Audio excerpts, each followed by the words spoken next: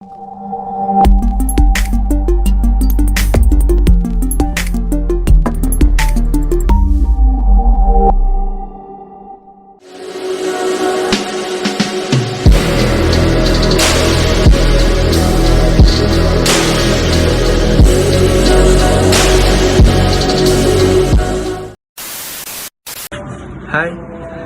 my name is Mama Affiez bin Affendi. My metric number is 2020880728. Hi, my name is Abdurrahim. My number metric is 2020870796. Hi, my name is Aqil bin Sapri. My metric number is 2020463212. Jack and Beanstalk. This is a vintage fairy tale and may contain violence. We will encourage parents to read beforehand if your child is sensitive to such themes. Once upon a time, there was a pure widow who lived in a little cottage with her only son Jack. Jack was a giddy, toothless boy, but very kind-hearted and affectionate. There had been a hard winter, and after it, the poor man had suffered from fever and ague. Jack did not work as yet, and by degrees they grew dreadfully poor. The widow saw that there was no means of keeping Jack and herself from starvation but by selling her cow. So, one morning she said to her son, "I am too weak to go myself, Jack, so you must take the cow to market for me and sell her." Jack liked going to market to sell the cow very much, but as he was on the way, he met a butcher who had some beautiful beans in his hand. Jack stopped to look at them, and the butcher told the boy that they were of great value, and pursued him to sell the cow from them. And Jack was so silly as to consent to this foolish bargain. When he brought them home to his mother instead of the money he expected from her nice cow, she was very vexed and shed many tears, scolding Jack of his folly. He was very sorry, but he said he might as well make the best of his bargain. So he put the seed beans into the ground close by the side of the steep hill under shelter of which their cottage was built, and went to bed. The next morning, when he got up, he found that the beans had grown till the beanstalk reached right over the top of the hill and were loose to his side. Greatly surprised, he called his mother, and they both gazed in silent wonder at the beanstalk, which was not only of great height but was thick enough to be Jack's weight. "I wonder where it goes," said Jack to his mother. "I think I will climb up and see." His mother wished him not to venture up this strange ladder, but Jack coaxed her to give her consent to the attempt, for he was certain there must be something wonderful in the beanstalk. Jack instantly began to climb, and went up and up on the ladder like bean till everything he had left behind him, the cottage, the village, and even the tall church tower, looked quite little, and still he did not see the top of the beanstalk. And now it's my turn to continue the story. Jack felt a little tired and thought for a moment that he would go back again. But he was a very persevering boy, and he knew that the way to success in anything is not to give up. So after resting for a moment, he went on, and at last reached the top of the hill and found himself in a beautiful country, finely wooded and not far from the place where he had got off the beanstalk stood a fine and strong castle.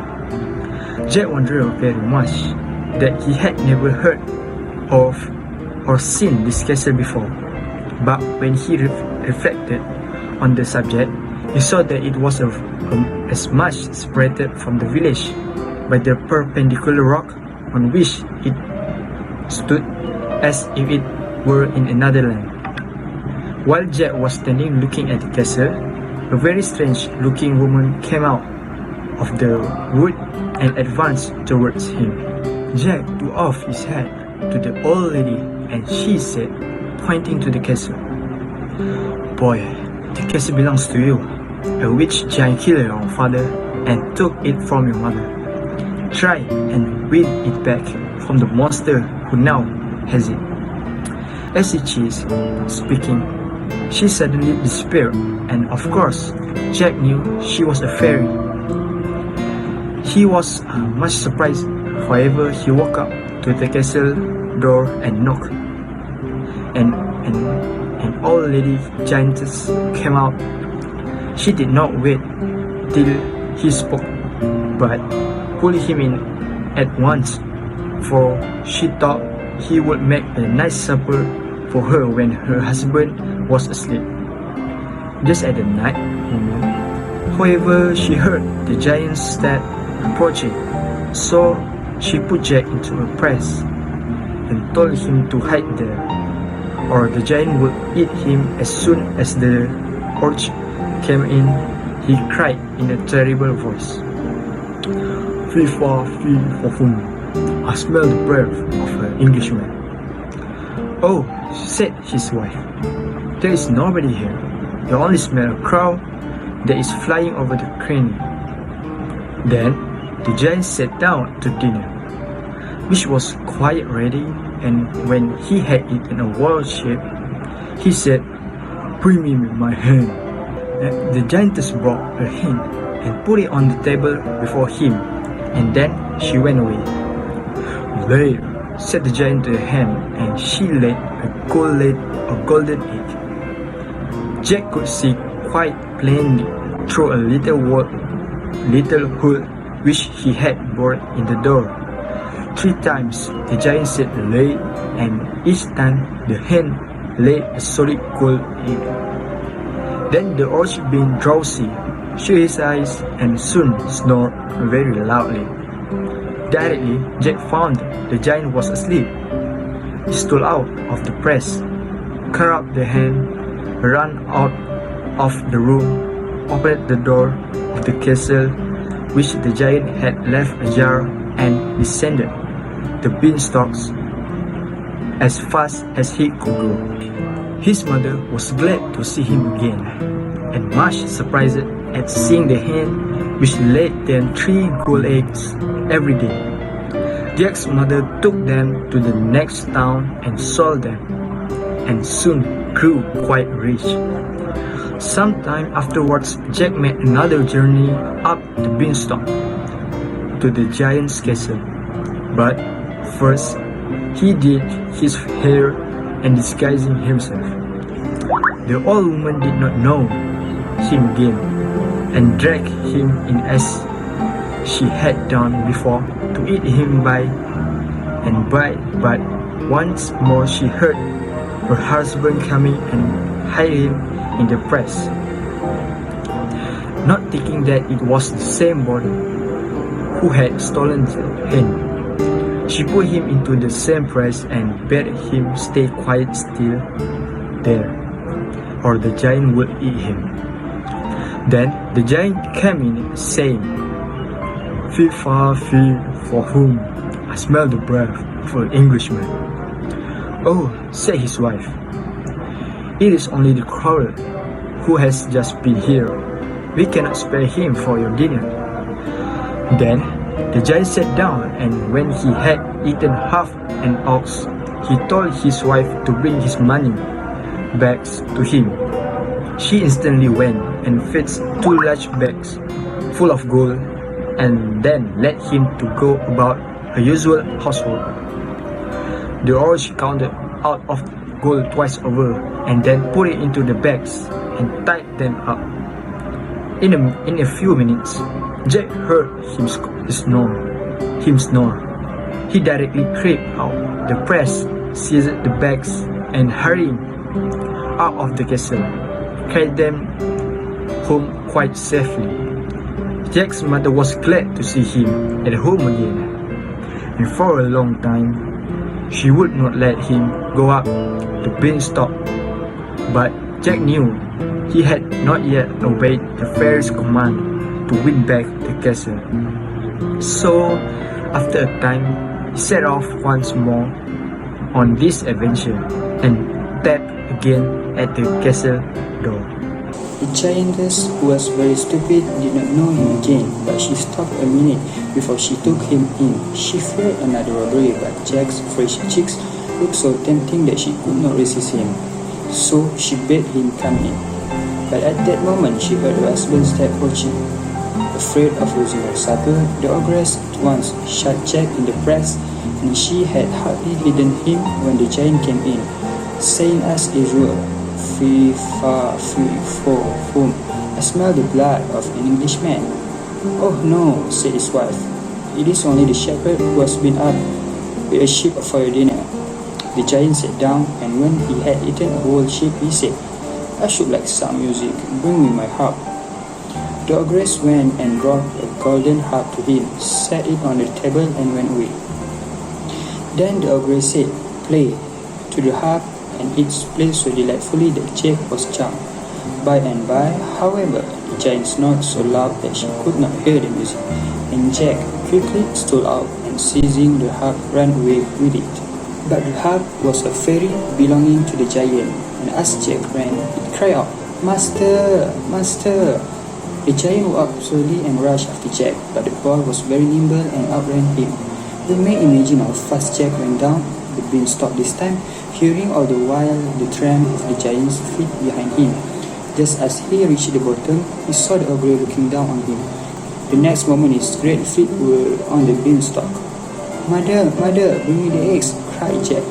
His mother hastened with it, and just as the giant was halfway down the beanstalk, Jack succeeded in chopping it in half. The lower half fell, the upper half swung away, and the giant, losing his skull, fell heavily to the ground on his head and broke his neck. The same moment, the fairy again stood beside Jack, and touching the broken beanstalk was turned into a flight of broad, easy steps. "Go up," she said, "and take possession of your own home, so long keep from you. The ogress is dead, and there is no more danger. You have been brave and good. May you be happy." Jack thanked the fairy very warmly for her aid, and she again departed to fairyland, after explaining to Jack that she had been the butcher who sold him the beef. The end. So, Rahim, I have a question for you. Why Jack and his mother want to sell the cow? Second question is, Jack and his mother were starving when Jack swapped their cow for some beans. Did Jack make a good decision when he did this? Why or why not?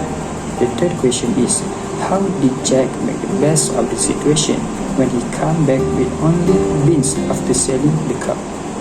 You may give your answer. Answer the number one. I think it's because of Jack and his mother was starving. For answer number two, I think illogically it is not a good choice because the price of cow is more expensive than the beans. But depends on the story, it is good decision because the magical beans can make him rich. Alright, for the question number 3, he has a very sorry and said he may as well make the best of his bargain. So Affiez, it's my turn to ask you. So I have a question. So the question is, if you saw a great big beanstalk so high that you could not see the top, will you climb it? And the next question is, who told to Jack about his father, and what is the command? And the last question for you, do you think it worth if you had to swap the cow for some beans? Let's answer my question, brother. Okay, thank you Rahim for the question. Okay, now I will answer it. Okay, for the first question, yes, sure, I like to have adventure. And for the next question is, the person who told to Jack is the fairy. She commanded to Jack for win back the castle from the giant. And for the last question is, no, it is do not work because of what we know that the value of the beans and for the cows. The cow is more expensive for the beans. Okay, now I want to ask to my friends Azhad. The first question is, what surprised you in the story? Provide example. Next is, do you think it was right for Jack to steal the ghost and the harp? And last question is, discuss about the theme of the story. Thank you. Thank you, Affiez, for the question. I think I got surprised when the bean grew and become a great beanstalk. For the next question, I don't think this is a good move for Jack because he got enough for what he deserved. And for the last question, one major theme in the story is the concept of good versus evil. Jack is representative of the good and the giant is representative of evil. When Jack chops down the beanstalk and kills the ogre, the good triumphs the evil. Another major theme in the story is overcoming adversity. And for the last question, I want to ask all of you, in your opinion, create a different ending for the story. In my opinion, I want to end the story where actually Jack was tricked by the fairy. The giant never stole Jack's family belonging, so that's the end in my mind. Okay, in my opinion, for the different ending for the story is Jack and the giant apologize and forgive each other. At the end, the giant returns all of Jack's father's property to the Jack, and their life happier. Wow, it's a nice ending from you guys. So for me, at the end of the story, I want to end this story with the death of Jack and also the giant because of by them falling from the beanstalk. Okay guys, this story is very appropriate for us to read. It is because of there is more value and also the content implicit in this story. I end the end in this story with a number of 1,000 of thanks who are willing to hear this story. Thank you.